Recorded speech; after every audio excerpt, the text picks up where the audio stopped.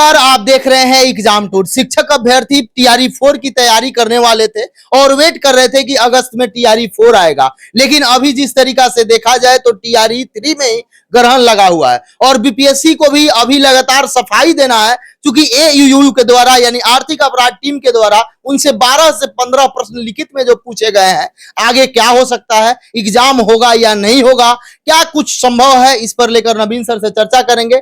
और विद्यार्थी लगातार सोच रहे हैं कि वोट करें तो कैसे करें, किनको करें, इस पर भी बातचीत करेंगे। विद्यार्थी को यदि वोट देना चाहिए, देना तो सबको चाहिए क्योंकि वोट आपका अधिकार है, लेकिन क्या क्या समझना चाहिए, किन किन बातों को ध्यान में रखना चाहिए, इन सारे चीज पर भी बात करेंगे। सर, आपका स्वागत है एग्जाम। जी बहुत बहुत धन्यवाद। सर, विद्यार्थी बहुत परेशान है, सोच रहे थे कि अगस्त में 4 आएगा, लेकिन 4 की क्या बात करें, 3 में भी अभी ग्रहण है। क्या उम्मीद है, जांच चल रहा है, कब तक पूरा हो जाएगा या पूरा होगा, बड़े लोग पकड़े जाएंगे या नहीं पकड़े जाएंगे, बहुत सारा समस्या अभी चल रहा है।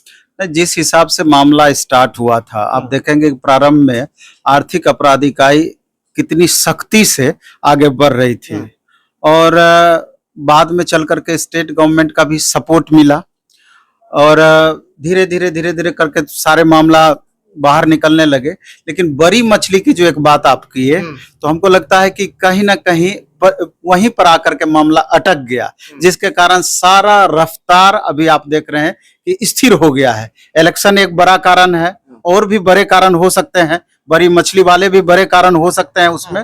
ये तमाम जो गतिविधि अभी आप देख रहे हैं, पूरे मामले को एक तरीके से ठंडे बस्ते में धकेल दिया है। अभी देखेंगे एसआईटी का गठन किया है, लेकिन प्रोग्रेस रिपोर्ट 0 है।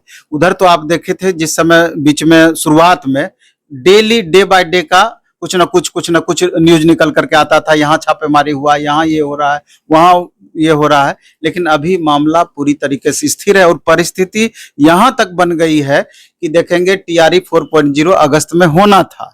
अब जो परिस्थिति बनी है, टीआरई 3.0 कैंसिल हुआ। हालांकि कैंसिल होना भी जरूरी था, क्योंकि इस बार चोरी नहीं डकैती हुआ था, इसलिए करके कैंसिल होना ही था और हुआ भी। डकैत कौन है, पकड़े नहीं जाते हैं? हाँ बिल्कुल उस पर भी आएंगे कि पकड़े नहीं जाते हैं तो क्या कारण सब हो सकता है। हम ये कहना चाह रहे थे कि सबसे ज्यादा जो अभी छात्रों के मन में सवाल चल रहा है कि टीआरई 3.0 कैंसिल तो हो गया, अब इलेक्शन भी हो जाएगा, तो कहीं हमारा मामला बहुत आगे तो नहीं निकल जाएगा, यानी कि डेट तुरंत पड़ेगा या नहीं पड़ेगा, एक बड़ा सा कंफ्यूजन अब आ गया है। तो अगर कितना भी होगा, तो अब जो परिस्थिति बनी है, तो लगता है कि जून लास्ट या जुलाई के पहले एग्जाम संभावित होता दिख नहीं रहा है। क्यों नहीं जा सकता है? अभी आपका एसआईटी का गठन किया गया, आर्थिक अपराध इकाई जांच रिपोर्ट पूरी तरीके से ये दोनों मिलकर के पूरा क्लियर करेगी, उसके बाद तब आगे का पता चलेगा कि कब तक एग्जाम का डेट दिया जा सकता है। गवर्नमेंट ये तय करेगी या शिक्षा विभाग या बीपीएससी तय करेगी। और अगर एग्जाम जून जुलाई में यही एग्जाम होगा टीआरई 3.0, जिसका कि अभी कोई सूचना नहीं है, तो फिर क्या लगता है कि अगस्त में टीआरई 4.0 हो ही जाएगा। लेकिन अभी के समय में कुछ भी संभव है। जब 3 दिन में ये एस्टेट ले सकती है, तो इसे लेकर के संभव कुछ भी है। इसलिए हम तमाम छात्रों को कहना चाहते हैं कि जो भी शिक्षक अभ्यर्थी हैं, टीआरई 3 का तैयारी कर रहे हैं, टीआरई 4 का किसी का अलग से तो तैयारी करना नहीं है, टीआरई 4 का तैयारी कीजिएगा, उसी में टीआरई 3 भी आपका होता चला जाएगा, या टीआरई 3 का तैयारी करते हैं तो टीआरई 4 उसी से आपका होता चला जाएगा। सबसे बड़ा समस्या उन छात्रों के साथ है, एस्टेट वाले कैंडिडेट, उनको पूरी तरीके से मामला उलझा करके सरकार रख दी है। जो एग्जाम अब तक हो जाना चाहिए था, टीआरई 3 में उसको मौका मिलना चाहिए था, वो तो कंप्लीट वंचित रह गए। अब एस्टेट वाले अभ्यर्थी है कि हमारा एग्जाम कब तक हो सकता है। अब ये शंका जाहिर कर रहे हैं कि सर टीआरई 4 में तो निश्चित रूप से हम लोग को मौका मिलेगा ना, उंगली उठा रहे हैं, तो निश्चित रूप से टीआरई 4 में इन छात्रों को मौका मिलेगा। एस्टेट वाले अभ्यर्थी को वो इस तरीके से अभी वो तैयारी करें कि टीआरई 4 का तैयारी करें, चूंकि टीआरई का लेवल एस्टेट से ज्यादा है। अगर वो टीआरई का तैयारी करेंगे तो एस्टेट साथ साथ होता चला जाएगा। और कहा जा रहा है कि एक तरीके से संभावना जताई जा रही है कि मई जून में एस्टेट निश्चित रूप से हो जाएगा। टीआरई 3 से पहले एस्टेट होने की संभावना है, प्रबल संभावना है। और दूसरा एस्टेट भी, इसके बाद वाला एस्टेट जुलाई वगैरह में निकाल भी सकता है, ऐसी भी बातें बताई जा रही है। सर, एक सोशल मीडिया पर चल रहा है, बच्चे लगातार कॉल कर रहे हैं, पूछ रहे थे कि जब इंटरव्यू करिएगा तो ये पूछिए, क्या इसको एक बार और खोला जा सकता है? बीपीएससी जो आवेदन ली है, अगर एस्टेट एग्जाम हो सकता है तो संभव है क्या कि फिर इनको भरवा लिया जाए? ये हो सकता है क्या? क्या चीज मतलब TRE बताना 3 में? चाह रहे हैं कि TRE 3 में उनको स्टेट वाले को मौका मौका मिल सकता है? मेरे ख्याल से ये संभव भी नहीं है और अब उचित भी नहीं है जो जी। परिस्थितियां बनी है। जी। तो इसलिए करके बहुत कम संभावना है कि एस्टेट को 3.0 में शामिल कराया जाएगा, नहीं के बराबर नगण्य, संभव ही नहीं है। ये छात्र TRE 4.0 के लिए ही लगे रहें और साथ में एस्टेट को इम्प्रूव करते रहें, कहीं कोई दिक्कत नहीं है। क्योंकि अभी आप देखेंगे कि जो जिस तरीके से जांच हुआ, अब उंगली उठ गया TRE 2.0 पर भी, TRE 1.0 पर भी। उस समय तो माननीय चेयरमैन सर इतना स्ट्रिक्ट थे या ऐसा परिचय दे रहे थे, बाद में चल करके तो उन पर भी बहुत ज्यादा उंगली उठा है। अब तो बहुत सवाल का जवाब उनको भी देना चाहिए कि वास्तविकता क्या रही। तो क्योंकि अब छिपा हुआ नहीं है कि TRE 2.0 में भी गड़बड़ हुआ है। तो उस समय समझिए TRE 1.0 टू TRE 2.0 में चोरी हुआ था और TRE 3.0 में डकैती हुआ, अंतर यही हुआ। और उस समय ये भी बात था कि माननीय अतुल प्रसाद सर इतना स्ट्रिक्ट रूल बना दिए थे कि आप बीपीएससी के विरुद्ध आवाज नहीं उठा सकते हैं, आप सवाल नहीं कर सकते हैं, नहीं तो आपको आजीवन बीपीएससी से निकाला जा सकता है। तो डर से कोई सवाल नहीं करते थे, डर से कोई पूछते नहीं थे। 300 विद्यार्थी जो पकड़े गए थे उन पर बीपीएससी क्या की, कुछ आपको मालूम है? अभी तो सुनने में आ रहा है कि जो अभ्यर्थी पकड़ाया गया था वो तो अब धीरे धीरे बेल होना उसका स्टार्ट हो गया है। तो आप इससे समझ सकते हैं। प्रश्न तो बहुत है।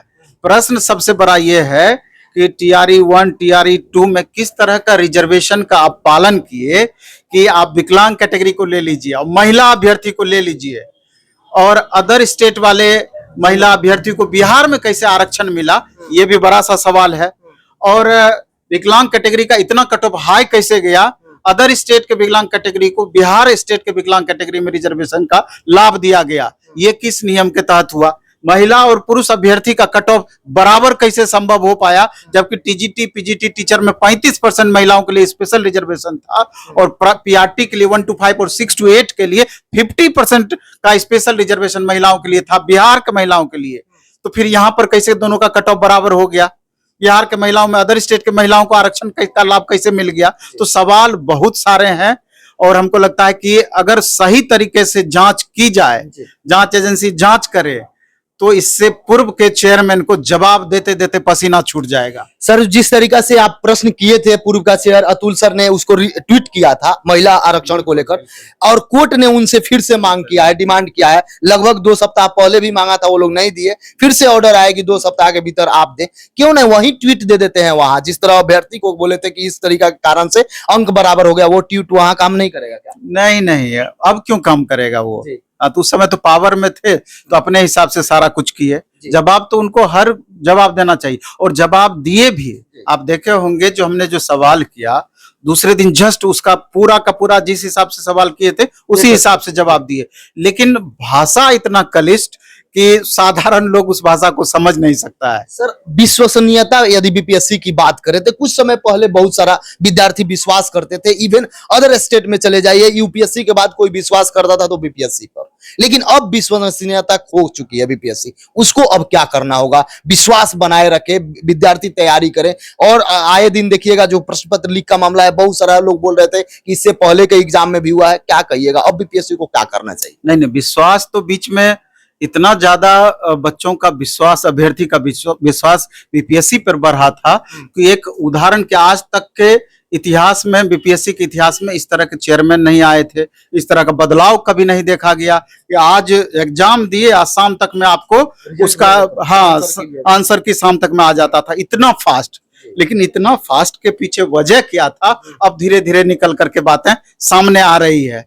तो अब इस बात को सरकार को आश्वस्त करना होगा कि आगे जो TRE 3.0 एग्जाम होगा, TRE 4.0 एग्जाम होगा, क्या उसमें 100% पारदर्शी तरीके से होगा, इसका जवाब देना होगा।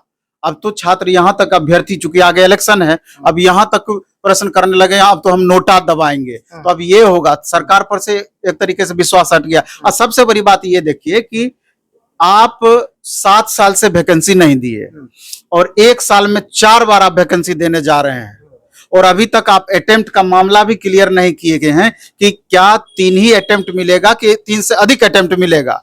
क्या जो बिहार से बच्चे बीएड या डीएलएड किए, बिहार का जो बच्चे फॉर्म भर रहे हैं, क्या एक साल में उसका करियर खत्म हो जाएगा इस फील्ड में? बड़ा सा प्रश्न है। इसलिए कि करेगी तो जरूर इसको चांस बढ़ाएगी, लेकिन लास्ट मोमेंट में हो सकता है बहुत घिना करके जो काम किया जाता है वैसा करेगी, क्योंकि कहीं भी इस तरह का रूल रेगुलेशन नहीं है, केवल बिहार में। सिर्फ बिहार में है। तो बातें बहुत सारी है, ऊंची ऊंची बातें की जाती है। अभी देखिए ना, बहुत सारे मंत्री वगैरह का भी आप देखे होंगे कि नहीं, कहीं कुछ गड़बड़ी नहीं हुआ है, अभी कैसे पकड़ में आ रहा है, अभी कैसे पकड़ में आ रहा है। कई सारे कोचिंग पर भी सवाल उठ रहे हैं। तो मेरा ये कहना है कि जो भी इसके लिए दोषी पाए जाते हैं, सख्त से सख्त उनको सजा मिलनी चाहिए, जिससे कि आगे चल करके वो इस तरह के कार्य करने का हिमाकत ना कर पाए। और नहीं तो फिर सबको लूप होल पता है कि एक बार हम पकड़ा जाएंगे, फिर तो कुछ दिन बाद छूट ही जाएंगे।